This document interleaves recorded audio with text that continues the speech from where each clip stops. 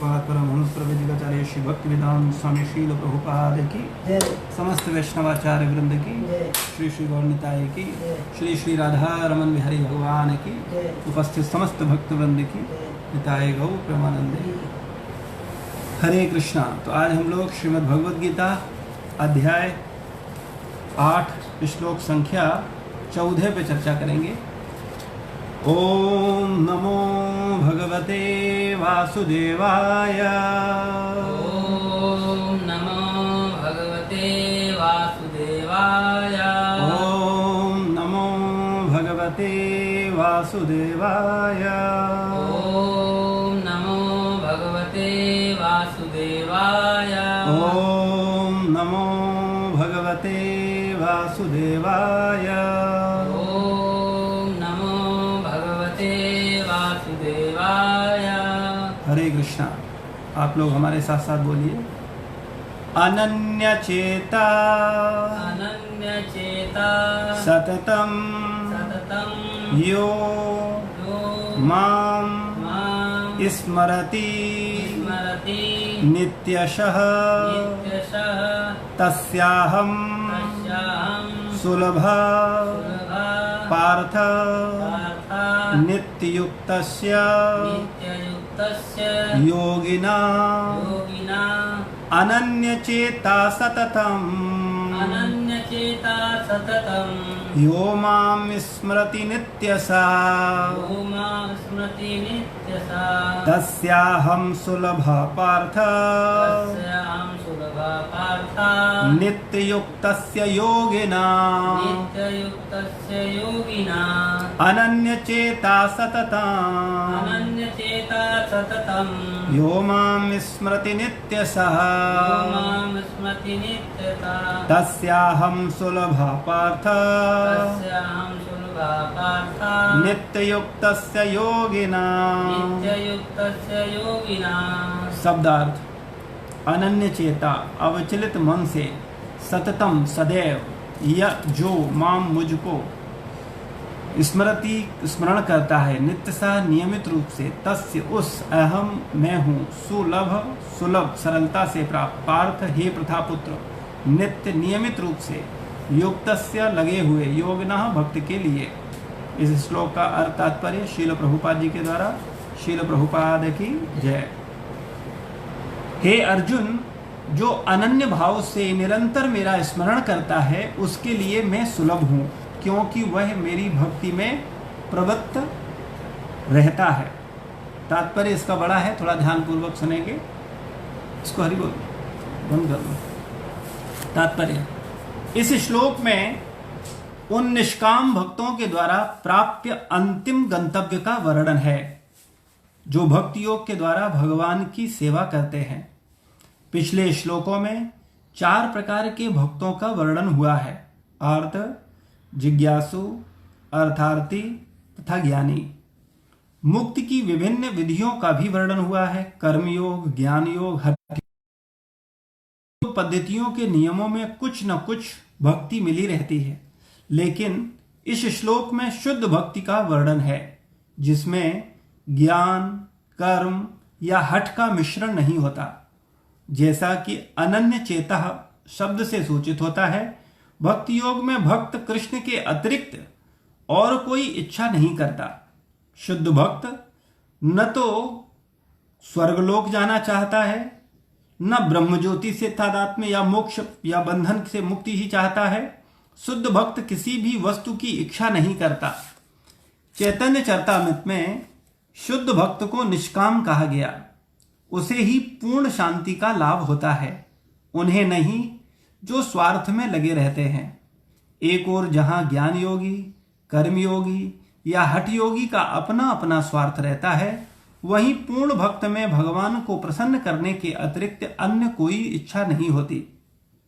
अतः भगवान कहते हैं कि जो एकनिष्ठ भाव से उनकी भक्ति में लगा रहता है, उसे वे सरलता से प्राप्त होते हैं। शुद्ध भक्त सदैव कृष्ण के विभिन्न रूपों में से किसी एक की भक्ति में लगा रहता है। कृष्ण के अनेक स्वांश तथा अवतार हैं, यथा राम तथा नरसिंह, जिनमें से भक्त किसी एक रूप को चुनकर उसकी प्रेमा भक्ति में मन को स्थिर कर सकता है। ऐसे भक्त को उन अनेक समस्याओं का सामना नहीं करना पड़ता जो अन्य योग के अभ्यासकर्ताओं को झेलनी पड़ती हैं। भक्ति योग अत्यंत सरल, शुद्ध तथा सुगम है। इसका शुभारंभ हरे कृष्ण जप से किया जा सकता है।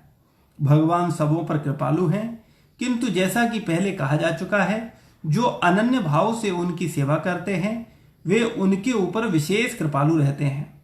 भगवान ऐसे भक्तों की सहायता अनेक प्रकार से करते हैं, जैसा कि वेदों में कठोपनिषद 1:2-23 में कहा गया है, ये में वेश वृणुते तेन लभ्यस्त सेव आत्मा विवृणुते तनुम स्वाम।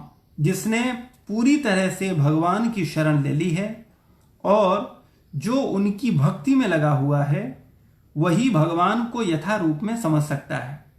तथा गीता में भी 10:10 में कहा गया है, ददामि बुद्धि योगम तम। ऐसे भक्त को भगवान पर्याप्त बुद्धि प्रदान करते हैं जिससे वह उन्हें भगवत धाम में प्राप्त कर सके। शुद्ध भक्त का सबसे बड़ा गुण यह है कि वह देश काल का विचार किए बिना अनन्य भाव से कृष्ण का ही चिंतन करता है। उसको किसी तरह का व्यवधान नहीं होना चाहिए। उसे कहीं भी और किसी भी समय अपना सेवा कार्य करते रहने में समर्थ होना चाहिए। कुछ लोगों का कहना है कि भक्तों को वृंदावन जैसे पवित्र स्थानों में या किसी पवित्र नगर में जहां भगवान रह चुके हैं रहना चाहिए, किंतु शुद्ध भक्त कहीं भी रहकर अपनी भक्ति से वृंदावन जैसा वातावरण उत्पन्न कर सकता है। श्री अद्वैत ने चैतन्य महाप्रभु से कहा था, आप जहां भी हैं हे प्रभु वहीं वृंदावन है।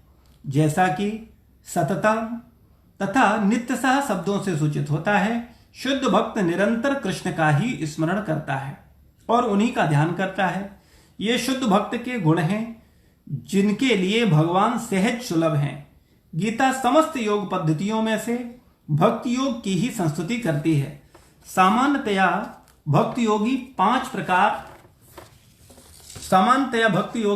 पांच प्रकार से भक्ति में लगे रहते हैं।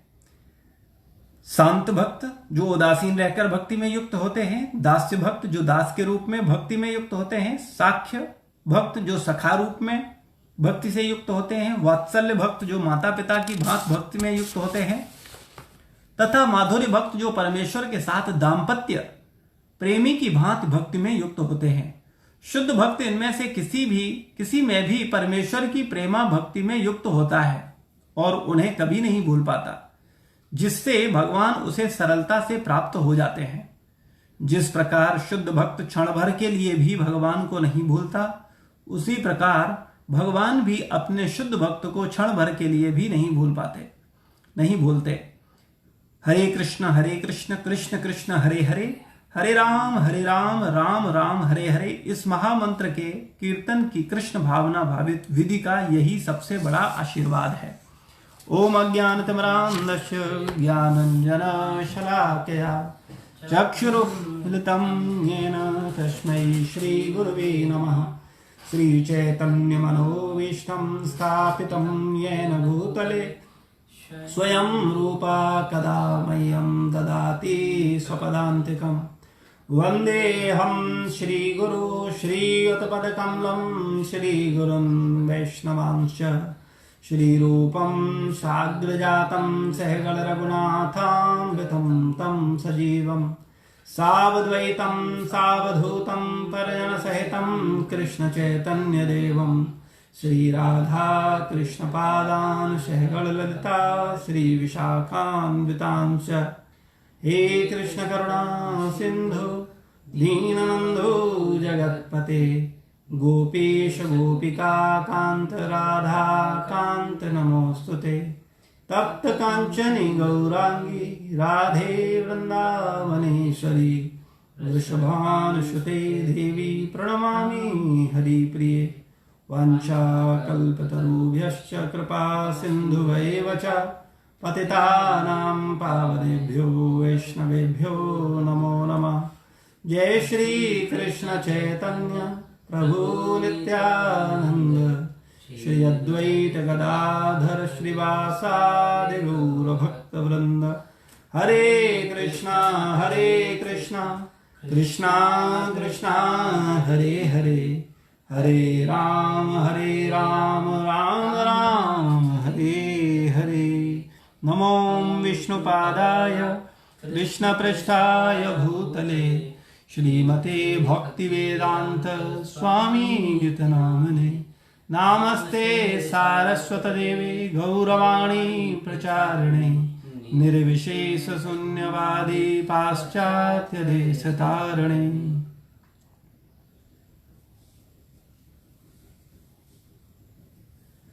हरे कृष्णा। तो ये बहुत महत्वपूर्ण श्लोक है श्रीमद् भगवद गीता के 8वां अध्याय भगवत प्राप्ति का 14वां श्लोक, जिसमें भगवान बोल रहे हैं कि हे अर्जुन, जो अनन्य भाव से निरंतर मेरा स्मरण करता है उसके लिए मैं सुलभ हूं, क्योंकि वह मेरी भक्ति में प्रवृत्त रहता है।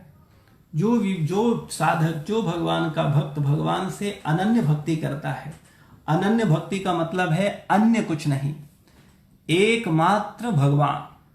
हम सब देख सकते हैं वास्तव में हम लोग भगवान से भगवान को ही छोड़ करके और सब कुछ मांगते हैं। लोग मंदिर में जाते हैं, भगवान का दर्शन करते हैं, बस भगवान से भगवान को नहीं मांगते और सब कुछ मांगते हैं। खास करके अगर सांसारी भावना की बात की जाए तो चूंकि संसार आसुरी भावनाओं से भरा पड़ा है, इसलिए अधिकतर लोग भगवान के पास आकर के क्या मांगते हैं कि हे भगवान, मुझे लक्ष्मी दो, है ना, धन दो, या मेरी समस्त समस्याओं को दूर करो, या विभिन्न परेशानियां जो उलझन है, जो व्यापार में है या परिवार में है, किसी भी स्वरूप से बीमारी है, उसको दूर करो। तो अगर हम भगवान के पास जाकर के केवल भगवान को अपनी सेवा में लगा रहे हैं तो यह भाव अच्छा नहीं है, यह भक्त का लक्षण नहीं है। भक्त सेवा करता है, सेवा देता नहीं है। वास्तविकता में भक्त बनने के लिए कई जन्म लगेंगे। कपटी भक्त बनना बहुत आसान है, भक्त वेश लेना बहुत आसान है, लेकिन वास्तविक भक्त बनने के लिए हमको बहुत गंभीरता पूर्वक भगवान के आदेशों पर मनन करते हुए उनकी प्रसन्नता के लिए वो जैसा चाहते हैं वैसा हम लोगों को करना होगा। तो वास्तविकता में भगवान को अनन्य भक्ति बहुत पसंद है, और भगवान को क्या, हम लोग भी भगवान के अंश हैं, हमको भी अनन्यता पसंद है ना। हम सब देखते हैं कि कोई भी व्यक्ति यदि आपके पास आकर के केवल आपको चाहता है, आपसे कोई सुविधा नहीं चाहता, तब वास्तविकता में वो हमको जीत लेता है, वो हमको अपने वश में कर लेता है, क्योंकि उसको कोई सुविधा नहीं चाहिए, उसे वास्तव में हम चाहिए, है ना। ऐसे ही भगवान देखते हैं कि जो भक्त भगवान से केवल भगवान को मांगता है, भगवान से किसी प्रकार की याचना नहीं करता, उस पर भगवान बहुत अधिक प्रसन्न होते हैं। और वास्तविकता में जो शुद्ध भक्त है वो भगवान के पास जाकर के केवल भगवान को मांगता है। और जो दुर्बुद्धि है, जो मूर्ख है, वो कहेगा भगवान ये ठीक कर दो, वो ठीक कर दो, ये प्रॉब्लम ठीक कर दो। अरे कहां तक मूर्खता की बात करी जाए, लोग भगवान से भगवान की पत्नी मांगते हैं। भाई भगवान का 2 पत्नियां हैं, एक भूदेवी और एक श्रीदेवी। भूदेवी समस्त प्रकार की अचल संपत्तियों का प्रतिनिधित्व करती है, श्रीदेवी समस्त प्रकार की चल संपत्तियों का प्रतिनिधित्व करती हैं। ये दोनों भगवान की पत्नी हैं, भूदेवी और श्रीदेवी। और हर व्यक्ति, संसार का व्यक्ति भूदेवी और श्रीदेवी को चाहता है। और ये भूदेवी और श्रीदेवी क्यों चाहता है? जिससे वो उनका भोग कर सके, भगवान की सेवा के लिए नहीं, बल्कि हम उसका भोग कर सकें, ऐसा भाव रखते हुए हम भूदेवी और श्रीदेवी चाहते हैं। तो ये वास्तव में रावण वाली मानसिकता है। जैसे रावण ने क्या किया था, भगवान राम को छोड़ करके भगवान राम की पत्नी का हरण किया था। किस लिए? भोग करने के लिए। तो वास्तविकता में हम वास्तविक भूदेवी या श्रीदेवी का तो हरण नहीं कर सकते, क्योंकि हम छोटे रावण हैं, हम छोटे असुर हैं। लेकिन वास्तविकता में यह हमारा आसुरी भाव है कि हम भगवान की पत्नी को मांगते हैं भगवान केवल किस लिए? भोगने के लिए। अगर हम श्री देवी और भूदेवी को भगवान की सेवा में लगाएं, क्योंकि वास्तव में वो भगवान की सेवा के लिए ही है, क्योंकि वो उनकी पत्नी है। एक पतिव्रता पत्नी का धर्म है कि वो अपनी पति की प्रसन्नता के लिए अपने आप को सर्वस्व समर्पण करे, और भूदेवी और श्रीदेवी भी वैसे ही करती हैं। समस्त भू संपत्ति के मालिक भगवान श्री कृष्ण है, नारायण है। समस्त श्रीदेवी समस्त प्रकार की चल संपत्तियों के मालिक भी भगवान है। तो वास्तव में अगर हम भगवान के सेवक हैं, तो जैसे मां एक बच्चे का भरण पोषण करती है, उसका ध्यान रखती है, मां भी स्त्री होती है और पत्नी के रूप में भी स्त्री होती है, और भोग वस्तु के रूप में भी स्त्री को दृष्टि से लोग देखते हैं। तो वास्तविकता में मां रूप में अगर हम स्त्री का सेवा करते हैं, तब उसके द्वारा जो हमको प्रेम मिलेगा, जो हमारी केयर मिलेगी, वास्तविकता में वो सर्वोपरि है। क्योंकि संसार में हम देख सकते हैं, वास्तव में संसार में जो मां प्रेम करती है बच्चे से, उतना न पत्नी करती है न और कोई। तो वास्तव में अगर हम भगवान की पत्नी श्री देवी और भूदेवी, जो कि लक्ष्मी जी हैं, राधा रानी का स्वरूपा हैं, उनको अगर हम मां मान करके उनका सेवा करेंगे, तो निश्चित रूप से वो हमको अपनी गोद में बिठाएंगी और हमको खिलाएंगी भी, हमारा पालन पोषण भी करेंगी। लेकिन वो तब होगा जब हम प्रत्येक वस्तु को भगवान का माने और भगवान की सेवा के लिए हमेशा सजग रहें, भगवान की भक्ति के लिए हमेशा सजग रहें। संसार में भगवान का भक्त बनना आसान नहीं है। भक्त बनना, वास्तविक भक्त बनना बहुत मुश्किल है, क्योंकि भक्त की परिभाषा चेतन चरितामृत में भक्त के विषय में बताया गया, कृष्ण भक्त निष्काम अतएव शांत, भुक्ति मुक्ति सिद्धि कामी सकल अशांत। जो भगवान कृष्ण का भक्त है वो शांत होता है, क्योंकि वो निष्काम होता है, उसे कुछ चाहिए नहीं होता, उसे केवल भगवान की सेवा करनी होती है, भगवान की प्रसन्नता के लिए, अनन्य भाव से, वो भी अनन्य भाव से। एकमात्र वो भगवान से भगवान की सेवा या भगवान को चाहता है बस, और उनसे कुछ नहीं चाहिए। ऐसी भावना रखने वाला व्यक्ति हर परिस्थिति में हमेशा सुखी रहेगा। ये बहुत ऊंची मानसिकता है। वास्तविकता में ये मन की सर्वोच्च स्थिति है, और अगर कोई भी मनुष्य, कोई भी व्यक्ति इस स्थिति को प्राप्त कर ले, तो संसार का कोई दुख उसको कभी स्पर्श नहीं कर सकता है। कितना भी बड़ा संसार का दुख हो, वो उस व्यक्ति को कभी स्पर्श नहीं कर पाएगा। जैसे कमल जल में रहता है और जल में रहते हुए भी कमल जल से स्पर्श नहीं होता, इसी प्रकार से वास्तव में संसार में रहते हुए भी हम समस्त प्रकार के दुखों से बिल्कुल अलग हो जाएंगे, क्योंकि ये संसार भव सागर है, दुखों का सागर है। लेकिन ये दुख हमको छू नहीं पाएंगे अगर हम वास्तव में निष्काम भक्त बन जाएंगे, भगवान की वास्तविक सेवक बन जाएंगे, भगवान की प्रसन्नता के लिए कार्य करेंगे। और इसकी एक ट्रेनिंग है। वास्तविकता में वही कृष्ण भावनामृत है जो श्रील प्रभुपाद जी ने और हमारे प्रमाणित आचार्यों ने हम लोगों को सिखाया है कि वास्तव में हम लोगों को ऐसा भावना लाना चाहिए। हालांकि ऐसी भावना आना सरल नहीं है, लेकिन हम उसका धीरे धीरे अभ्यास करते हुए उस स्थिति पर पहुंच सकते हैं। छोटे छोटा अभ्यास करके हम उस स्थिति को प्राप्त कर सकते हैं। तो वास्तव में भक्त का भाव होना चाहिए कृष्ण भक्त निष्काम, उसका कोई कामना नहीं, इसलिए वो शांत होता है। भुक्ति मुक्ति सिद्धि कामी, जो भोग चाहता है वो अशांत रहेगा। जो संसार में भोग चाहता है, मुझे ये मिल जाए, वैसा हो जाए, ये भी हो जाए, वो भी हो जाए, वो कभी शांत नहीं हो सकता। मुक्ति चाहने वाला, जो मोक्ष चाहता है, उसको भी कुछ चाहिए, क्योंकि जब तक उसको मोक्ष नहीं मिलेगा वो परेशान रहेगा। भुक्ति मुक्ति सिद्धि, सिद्धि चाहने वाला, कोई अपने आप को चमत्कारी पुरुष के रूप में रखना चाहता है, सफलता चाहता है, सिद्धियां चाहता है, तो ऐसा व्यक्ति कभी सुखी नहीं हो सकता, क्योंकि इनकी कुछ इच्छाएं हैं, ये कुछ चाहते हैं, सिद्धि चाहते हैं, भुक्ति चाहते हैं, मुक्ति चाहते हैं, तो ये सब अशांत है। यानी मोक्ष की कामना करने वाला ज्ञानी भी अशांत है। जो योग शक्तियों के माध्यम से योग चाहता है वो भी अशांत है, योगी भी वास्तव में अशांत है। और भोगी जो सकाम कर्मी है वो तो अशांत है ही, केवल कृष्ण भक्त, जिसका एकमात्र लक्ष्य भगवान को प्रसन्न करना है, जिसके जीवन का एकमात्र लक्ष्य भगवान को प्रसन्न करना है, वो हर परिस्थिति में सुखी रह सकता है, उसको दुख स्पर्श नहीं कर सकता। लेकिन ऐसा भाव कब आएगा? जब हम केवल भगवान से मांगने की बजाय भगवान को देने की पोजीशन में आ जाएं। आप सोचो, लेने वाला बड़ा होता है या देने वाला बड़ा होता है? वास्तविकता में जो भक्त केवल भगवान को सुख देना चाहता है, वो वास्तव में भगवान से बड़ा हो जाता है। हालांकि भक्त कभी ये चाहता नहीं है कि वो भगवान से बड़ा हो गया, भगवान भगवान है, लेकिन भक्त का मान, भक्त को भगवान से भी अधिक आदर दिया गया। किस भक्त को? जो भगवान से कुछ चाहता नहीं है बल्कि भगवान को देता है, भगवान को सुखी करता है। उसको कुछ नहीं चाहिए भगवान से, उसकी कोई इच्छा नहीं, उसकी एकमात्र केवल ये इच्छा है कि भगवान सुखी रहें, उनको आनंद मिले, उनको सुख मिले, वो कुछ नहीं चाहता।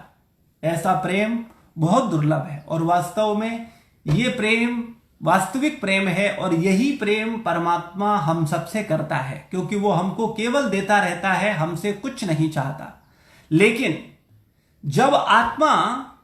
जब जीवात्मा भगवान को देने लगता है और भगवान से कोई अपेक्षा नहीं करता, तब वो भगवान से प्रेम करने वाला हो जाता है और वास्तव में वो भगवान का बहुत प्रिय हो जाता है। और भगवान का प्रिय नहीं होता, समस्त जीवों का प्रिय हो जाता है। इसलिए हम लोगों को वास्तव में अपनी ऐसी मानसिक स्थिति को डेवलप करना है कि हम भगवान को दें, न कि भगवान से कुछ लेने। ऐसा भाव रखने पर हम भगवान को प्रसन्न कर सकते हैं और अपने प्रेम का प्रदर्शन कर सकते हैं, क्योंकि वास्तव में प्रेम का मतलब होता है केवल देना, लेने की कोई इच्छा रखना न रखना, वही प्रेम है। जैसे गुरुजन हम लोगों से प्रेम करते हैं, वो केवल देते हैं, वो हमको आध्यात्मिक ज्ञान देते हैं, हमको आध्यात्मिक चेतना देते हैं। वो आध्यात्मिक ज्ञान, वो आध्यात्मिक चेतना, वो भक्ति जो संसार की सबसे कीमती चीज है। इस संसार में कोई भी व्यक्ति कोई कीमती चीज अगर देता है तो बदले में कुछ चाहता है, लेकिन वास्तव में जो आचार्य हैं, जो गुरुजन हैं, वो केवल हमको संसार की, इस भौतिक जगत की नहीं, आध्यात्मिक तथा भौतिक समस्त ब्रह्मांडों की सबसे कीमती चीज भक्ति दे रहे हैं और मुक्त हस्त रूप से बांट रहे हैं। सबसे प्रेम करते हैं, वो चाहते हैं हर व्यक्ति भक्ति मिले, हर व्यक्ति भक्त बने, हर व्यक्ति भगवान का सेवा करे।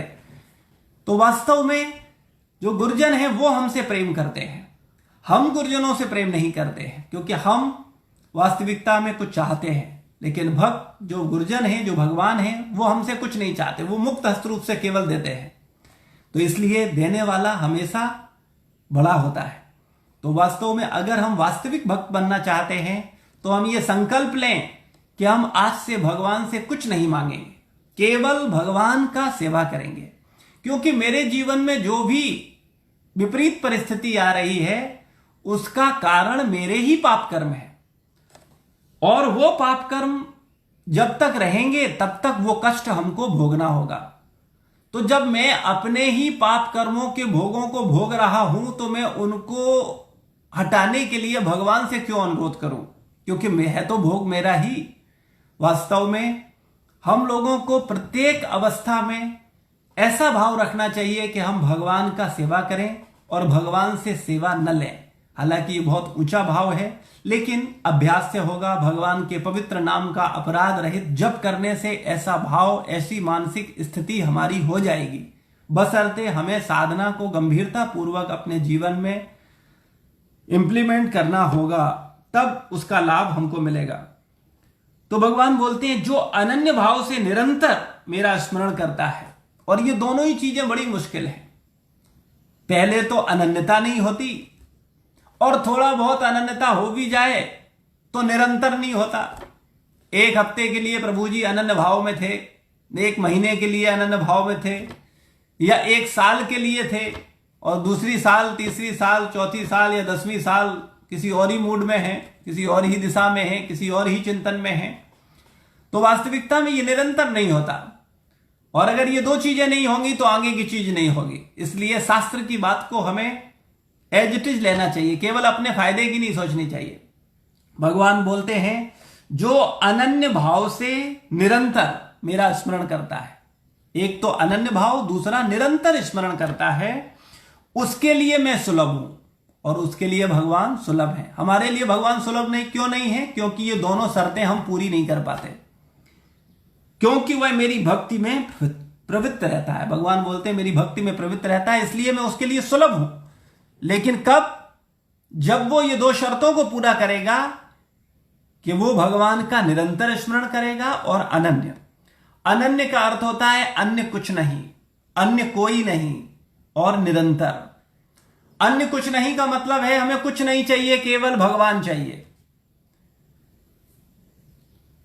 अन्य कोई से मतलब है मैं किसी देवी देवता किसी को नहीं जानता, एकमात्र मेरे आराध्य भगवान श्री कृष्ण हैं। और अनंता का मतलब है निरंतर, हमेशा हम भगवान का स्मरण करेंगे। ये भगवान से जो मेरा संबंध है ये निरंतर है। ऐसा नहीं है मैं भगवान की भक्ति कर रहा हूं, पूजा कर रहा हूं, साधना कर रहा हूं, मेरे मन के अनुरूप चीजें हो रही हैं, सब कुछ बहुत बढ़िया चल रहा है, तो हाँ खूब भक्ति हो रही है, खूब बढ़िया मंदिर आ रहे हैं, सेवा कर रहे हैं, जप कर रहे हैं, भगवान की सेवाओं में इन्वॉल्व हो रहे हैं। और अगर मन की विपरीत चीजें हुई तो सबसे पहले भगवान का नाम जब, भगवान का सेवा, भगवान का भक्ति करना हम छोड़ देते हैं, क्योंकि हमको लगता है कि हम इन परिस्थितियों को थोड़ा मैनेज कर लें, ये ठीक कर लेते हैं, फिर उसके बाद भक्ति करनी और करना क्या है। लेकिन वास्तविकता में ऐसी घड़ी जब हमारे जीवन में आती है तो वास्तविकता में वही घड़ी हमारी वास्तविक परीक्षा की है। और उस समय अगर हम भगवान का ध्यान पूर्वक भगवान का भक्ति करते हैं और हम विचलित नहीं होते, तब हम भगवान की उस शर्त को पूरा कर पाएंगे जो भगवान बार बार बोलते हैं, अविचलित मन से, अविचलित तरीके से, निरंतर। ये दो बातें भगवत गीता में भगवान ने बार बार कही हैं। अविचलित यानी विचलित ना होना, और निरंतर मतलब निरंतर लगे रहना। और लगे रहने का मतलब ये नहीं है कि केवल दुख देने के लिए लगे रहना।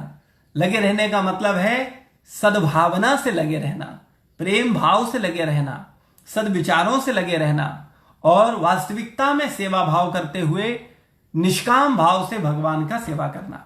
और ऐसा भाव रखते हुए अगर हम भगवान का सेवा करेंगे, भगवान का भक्ति करेंगे, तो बहुत तीव्रता से हम देखेंगे कि हम इस सांसारिक धरातल से ऊपर उठ जाएंगे। इस सांसारिक धरातल से ऊपर उठने का अर्थ है इस संसार में जो व्यक्ति रहेगा वो सुख और दुख से बच नहीं पाएगा। किसी भी परिस्थिति में कोई भी व्यक्ति, गरीब से गरीब व्यक्ति, अमीर से अमीर व्यक्ति सुख और दुख से बच नहीं सकता, क्योंकि इस संसार में सुख और दुख दोनों को ही व्यक्ति निरंतर भोगता है। लेकिन अगर वो वास्तव में भगवान की भक्ति के पद को प्राप्त कर लेता है, वो ऐसी मानसिकता को प्राप्त कर लेता है जिस मानसिकता को आचार्यों ने समझाया है, जो भगवान ने बोला है, तो उस परिस्थिति में वो इस सांसारिक धरातल से ऊपर उठ जाएगा और फिर उसके ऊपर सुख और दुख का प्रभाव नहीं पड़ेगा। लेकिन ऐसी स्थिति पर पहुंचने के लिए व्यक्ति को वास्तविक रूप से शरणागत होना चाहिए और उसको हमको बहुत गंभीरता पूर्वक प्रत्येक बात को समझना होगा। हमारी समस्या ये है कि हम उतना ही समझ पाते हैं जितनी समझने योग्य हमारे पास बुद्धि या विवेक है। हमारी सोचने की जो क्षमताएं हैं उससे ज्यादा सोचना हमारे बस की बात नहीं है। जितनी समझने की क्षमता है उससे ज्यादा हम नहीं समझ सकते हैं। वास्तविकता में भगवान, गुरुजन जो हमको बोल रहे हैं, उनकी कृपा बस हम इतनी बातों को भी समझ पा रहे हैं। लेकिन वास्तविकता में अगर हम उसको सही भाव से, सही रूप में देखते हुए उसको गंभीरता पूर्वक अपने जीवन में इंप्लीमेंट करेंगे तो हम सुख दुख से ऊपर उठ जाएंगे और आनंद की स्थिति पर पहुंच सकते हैं। आनंद की स्थिति पर पहुंचना प्रत्येक व्यक्ति के लिए इतना सहज, इतना आसान नहीं है जैसे सांसारिक सुख को प्राप्त करना आसान नहीं है। जो व्यक्ति सांसारिक सुख को प्राप्त करना चाहते हैं, चाहे धन का सुख हो, चाहे स्त्री का सुख हो, चाहे अनुयायियों का सुख हो, या संसार की भोगों विषयों का सुख हो, इनको प्राप्त करने के लिए व्यक्ति को कितना संघर्ष करना पड़ता है, तब जाकर कि ये संसार के तुच्छ सुख प्राप्त होते हैं। लेकिन दुर्भाग्यवश, मूर्खतावश हम ये भूल कर जाते हैं कि आध्यात्मिक आनंद इतना सस्ता है कि हम अपनी गंदी मानसिकता के साथ भी उसको प्राप्त कर लेंगे। तो ये बहुत बड़ी भूल है। वास्तविकता में आनंद को व्यक्ति केवल उसी मात्रा में प्राप्त कर सकता है जिस मात्रा में वो भगवान तथा गुरुजनों के प्रति शरणागत है।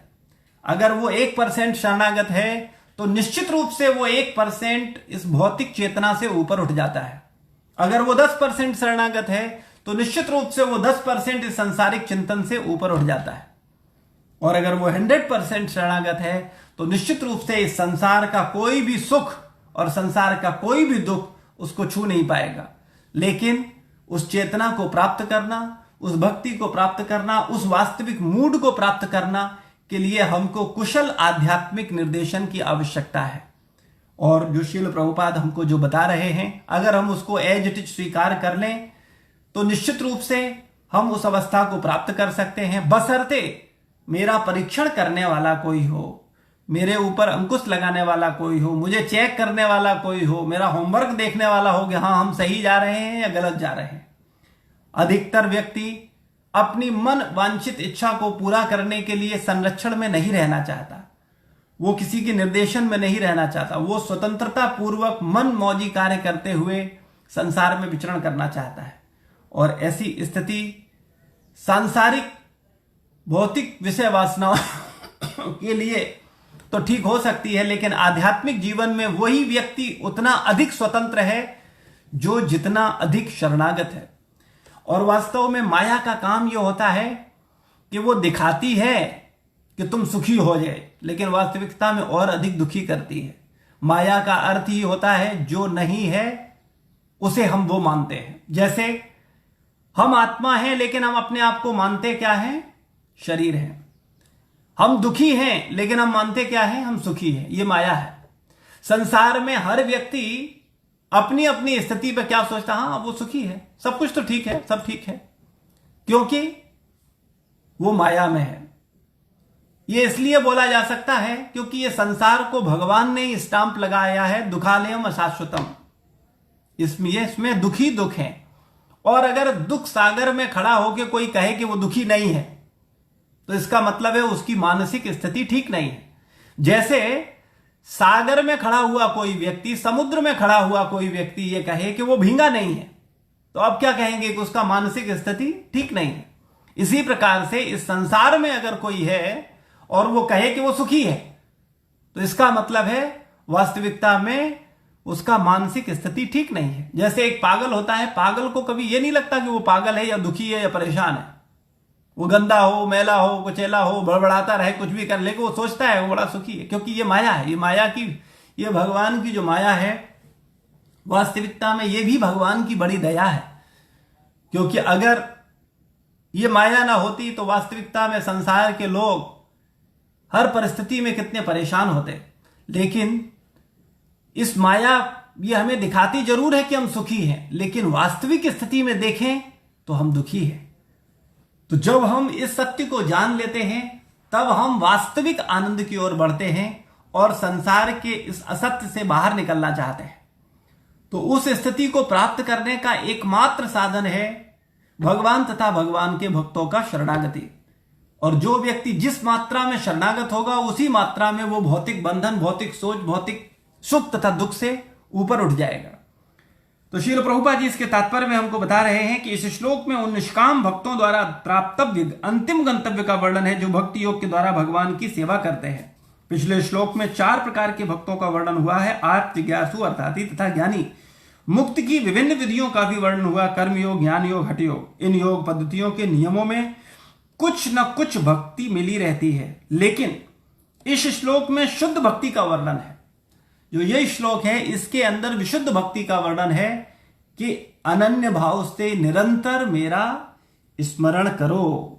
एक सीधा भगवान का आदेश है। कई बार बहुत सारे लोग बोलते हैं मैं भगवान का 2 मिनट के लिए सच्चे मन से जप करता हूं, मुझसे ये तमाशा नहीं होता, दिन भर हरे कृष्णा ये वो हरे कृष्णा और ये दिन रात तुम लोग तो पागल हो गए हो। कहां भगवान ने कहा है गीता में कि मेरा चिंतन करो और कोई काम ना करो? तो वास्तविकता में भगवान ने काम करने के लिए मना नहीं किया है, क्योंकि भगवान ने अर्जुन को बोला है कि हे अर्जुन तुम युद्ध करो लेकिन मेरा स्मरण करते हुए, मेरे लिए युद्ध करो, मुझे प्रसन्न करने के लिए करो। तो इसी प्रकार से हम लोग सांसारिक के कार्यकलाप करते हुए लेकिन भगवान का स्मरण करते हुए करना है। जो कुछ करना है भगवान के लिए करना है। जैसे हम अपने शरीर के लिए करते हैं, जैसे हम अपने पत्नी बच्चों के लिए करते हैं, इसी प्रकार से भगवान के साथ भी हमको संबंध बना करके भगवान से प्रेम करना है। श्रील प्रभुपाद जी तात्पर्य के बाद में बताते हैं कि भगवान से 5 प्रकार के संबंधों को स्थापित किया जा सकता है। शांत रस में, दास रस में, साक्ष्य रस में, वात्सल रस में या माधुर्य रस में, माधुर्य भाव में। तो कहने का मतलब हमको किसी न किसी रूप में भगवान से अपने संबंध को स्थापित करना होगा। और यह संबंध का मतलब है, संबंध केवल मुंह से नहीं होता, बोलने से नहीं होता, संबंध निभाने से होता है। अगर संसार में आपने किसी बच्चे को बोला होता हाँ हाँ ठीक है मैं तुम्हारा पिता हूं या मैं तुम्हारा पति हूं, और बोल करके अलग हो जाते, तब क्या होता? अरे आप अगर बोलते हो तो फिर उस संबंध को निभाते हो। अगर आप बोलते हो कि हाँ मैं तुम्हारा पति हूं तो फिर अपने पति के कर्तव्यों को निभाते हो। अगर पुत्र को मानते हो कि मेरा पुत्र है, चाहे वो आपका जन्म दिया हुआ पुत्र हो या गोद लिया हुआ पुत्र हो, लेकिन उसको अगर आपने पुत्र माना है तो वास्तव में पुत्र की तरह सेवा करना होगा, तब उससे वो प्रेम उत्पन्न होगा। अगर बिना सेवा किए हवा हवाई में हम सोचें कि भक्ति हो जाएगा, भगवान का प्रेम हो जाएगा, तो वास्तविकता में हम लोग यही सबसे बड़ी भूल करते हैं। आध्यात्मिक जीवन को तो कपटता से जीते हैं, या आध्यात्मिक जीवन को तो केवल थ्योरेटिकल जीते हैं और भौतिक जीवन को प्रैक्टिकल जीते हैं। तो जब हम भौतिक जीवन को प्रैक्टिकल जी रहे हैं तो परिणाम भी प्रैक्टिकल भौतिक ही आएंगे। इसलिए हम लोगों को आध्यात्मिक जीवन भी प्रैक्टिकल जीना होगा। हमें वास्तव में भगवान तथा भगवान के भक्तों से, गुरुजनों से संबंध स्थापित करना होगा। फिर उस संबंध के आधार पर जब हम सेवा करेंगे, जब हम कार्य करेंगे, तब निश्चित रूप से उसके परिणाम हमारे जीवन में आएंगे। लेकिन सांसारिक जो चेतना है, सांसारिक भावनाएं हैं, सांसारिक मूड है, उस संसार का चिंतन, सांसारिक भावनाएं व्यक्ति को आध्यात्मिक जीवन में ऊपर उठने नहीं देती, क्योंकि वो सांसारिक चेतना, वो सांसारिक मन, वो सांसारिक परिस्थितियां हमको संसार में ही रखना चाहती हैं, वो हमें छोड़ना नहीं चाहती।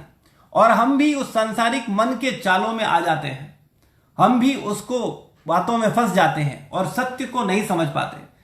इसलिए कई बार कहा गया है कि जब भी हमारे मन में किसी भी प्रकार का कोई भी संदेह हो तो हमको बड़ा विनम्र भाव से अपनी जिज्ञासाओं को, अपने संशयों को समाधान लेना चाहिए, और उसको समाधान लेकर के वास्तविकता में विनम्रता पूर्वक फिर भगवत भक्ति का अभ्यास करना चाहिए और भगवान से प्रेम करने का प्रयास करना चाहिए।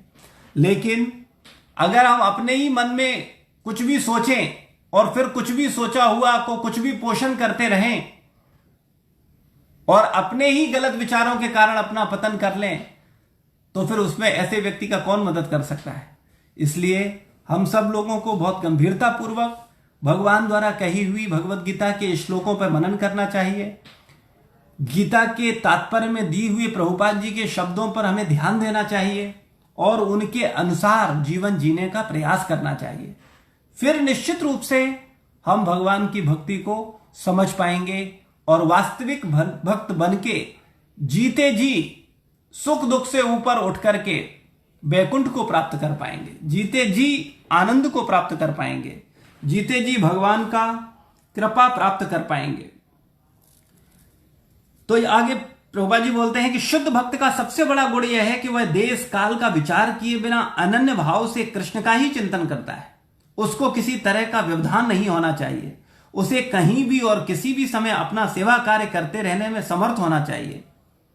कुछ लोगों का कहना है कि भक्तों को वृंदावन जैसे पवित्र स्थानों में या किसी पवित्र नगर में या जहां भगवान रह चुके हैं रहना चाहिए, किंतु शुद्ध भक्त कहीं भी रहकर अपनी भक्ति वृंदावन जैसा वातावरण उत्पन्न कर सकता है। श्री अद्वैत ने चैतन्य महाप्रभु से कहा था, आप जहां भी हैं हे प्रभु वहीं वृंदावन है। वास्तविकता में जहां भगवान के भक्त हैं वही वृंदावन है। जहां भगवान हैं और जहां भगवान के भक्त हैं वही वृंदावन है। जिस स्थान पर केवल भगवान है और भक्त नहीं है तो वो वृंदावन नहीं है, और जिस स्थान पर भक्त हैं और भगवान नहीं है वो स्थान भगवान नहीं है, और जहां भगवान है और भक्त नहीं है वो स्थान भी वृंदावन नहीं। वास्तविकता में भक्त और भगवान के बिना वृंदावन क्रिएट ही नहीं हो सकता।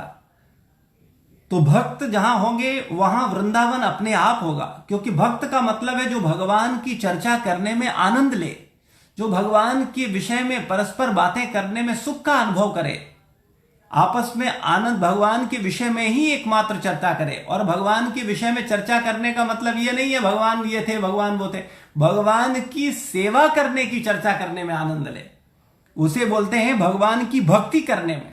भक्ति मतलब सेवा। जब 4 भक्त, 10 भक्त, 20 भक्त मिलकर के भगवान की सेवाओं के विषय में बात करते हैं कि हाँ कैसे हम भगवान का सेवा करें, हाँ ये सेवा करेंगे, ऐसा सेवा करेंगे, इस तरीके से ऐसा करेंगे, फिर ये करेंगे, फिर ऐसा करेंगे, तब वास्तव में वो वैकुंठ का एनवायरमेंट क्रिएट होता है, वो वृंदावन क्रिएट होता है। और जिस स्थान पर हर भक्त केवल अपने विषय में सोच रहा है, अपने सुख के विषय में सोच रहा है, भगवान के सुख के विषय में नहीं है, भगवान से उसका कोई लेना देना नहीं है, तो वहां वैकुंठ नहीं होता, वहां कुंठा होती है।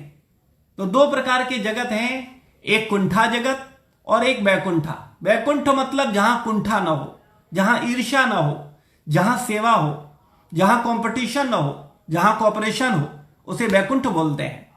और जहां कंपटीशन है, जहां ईर्ष्या है, जहां केवल अपने सुख की चाह है, जहां केवल अपने भले की चाह है, वो स्थान वृंदावन नहीं हो सकता। और जिस व्यक्ति का हृदय जैसा होगा वो वैसा ही वातावरण क्रिएट करेगा। जिस व्यक्ति के मन में भगवत सेवा का भाव होगा, भगवत चिंतन का भाव होगा, वो केवल अपने उस चिंतन और उस भाव से ऐसा वातावरण क्रिएट करेगा कि वो स्थान वृंदावन हो जाएगा। तो वास्तविकता में जहां भगवान के भक्त हैं वहीं वृंदावन है। बल्कि इसको और अगर सही कर दिया जाए इस सेंटेंस को, तो बोलेंगे जहां भगवान के वास्तविक शुद्ध भक्त हैं, जो वास्तव में भक्त हैं। 2 प्रकार के भक्त हैं, एक भक्त जो केवल बाहरी वेशभूषा से होते हैं और एक वो जो हृदय से होते हैं। यानी हृदय से मतलब जो भगवान के आदेशों के अनुसार प्रयास कर रहे होते हैं। ऐसे भक्तों के एकत्रित होने पर ही वास्तव में वो स्थान वैकुंठ होता है। जहां पर भी भगवान का भक्त जाता है वास्तव में वो स्थान तीर्थ हो जाता है। शास्त्रों में भगवान के भक्तों को चलता फिरता तीर्थ कहा गया, क्योंकि भगवान का एक भक्त किसी भी स्थान पर पहुंचता है वो स्थान वैकुंठमय हो जाता है। शास्त्रों में वर्णन है, जो कंठी धारण करता है, जो तिलक धारण करता है और जो केवल भगवान की सेवा का ही चर्चा करता है, भगवान की कथाओं का ही चर्चा करता है, भगवान के नाम का ही चर्चा करता है, भगवान का ही प्रचार करता है सर्वत्र, केवल भगवान की प्रसन्नता के लिए ही जीता है, ऐसा व्यक्ति जहां जाता है वो स्थान वैकुंठ हो जाता है, चाहे वो नरक ही क्यों न हो। तो हमको ऐसा नहीं सोचना चाहिए कि हम वृंदावन में या मायापुर में जाके रहेंगे। वास्तविकता में हमको हर वो स्थान वृंदावन और मायापुर बनाना है जहां हम रह रहे हैं। और वो तभी संभव होगा जब हम हृदय से भगवान की सेवा के प्रति समर्पित होंगे और निष्काम होंगे। सांसारिक कामनाएं कभी पूरी नहीं होती, कितनी भी इच्छा कर लो, जितनी इच्छाएं पूरी हो चुकी हैं और बहुत सारी इच्छाएं जाग गई हैं, और मरते दम तक इन सांसारिक इच्छाओं को पूरा करते करते मर जाएंगे, लेकिन ये इच्छाएं पूरी नहीं होंगी। इसीलिए हमें वास्तविक भक्ति का ज्ञान होना चाहिए। और निष्काम भक्त शांत हो जाता है, संतुष्ट हो जाता है। उसके पास सब कुछ हो तब भी आनंद में है और कुछ ना हो तब भी आनंद में है। अक्सर हम लोग इस बात पे चर्चा करते हैं, मैं इस बात को अक्सर बताने के प्रयास कर, भगवान की भक्ति के लिए ये कतई अमीर हो या व्यक्ति निर्धन हो। कई बार अमीर मूर्ख होके सोचता है अरे इतना सब इन चीजों में उलझे हुए, ये सब नहीं होता।